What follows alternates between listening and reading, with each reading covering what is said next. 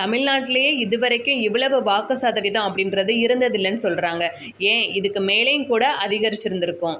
வெளியூர்ல இருந்தும் வெளிநாடுகள்ல இருந்தும் வந்த மக்கள் சென்னை கேளம்பாக்கத்தில் ரொம்ப அவதிப்பட்டாங்க பஸ் இல்லாமல். எஸ்ஐஆர் ஃபார்ம் ஃபில்லப் பண்ணி கொடுக்கறதுனால யாருமே கள்ள ஓட்டு போட முடியாதுன்னு சொன்னாங்க. ஆனால் அதுவுமே இந்த எலெக்ஷனில் நடந்துச்சு. சென்னையில் லயோலா கல்லூரியில் இண்டிபெண்டன்ட் கேண்டிடேட்டை உள்ளே அலோவ் பண்ண மாட்டுறாங்க செக் பண்ணுறதுக்காக.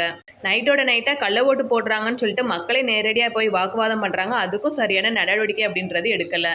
நம்ம ஓட் போட மிஷினை சீல் வச்சுருப்பாங்க. ஆனால் ஒரு பூத்தில் அதுவுமே ஓப்பன் பண்ணப்பட்டிருக்கு.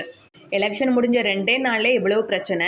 இன்னும் மே 4ஆம் தேதிக்குள்ளே நம்ம போட்ட ஓட்டு எல்லாமே என்ன ஆகுமோ நினச்சா ஒன்றுமே புரிய மாட்டேனுது. இதுக்கெல்லாம் ஒரு தீர்வு என்னென்னா, எலெக்ஷன் முடிஞ்ச மறுநாளே கண்டிப்பாக ஓட்டு எண்ணிக்கை அப்படின்றத நடத்தணும்.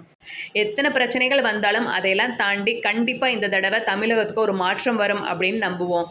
உங்களுடைய கருத்து என்ன அப்படின்றத கமெண்ட் செக்ஷனில் கமெண்ட் பண்ணுங்கள். நன்றி.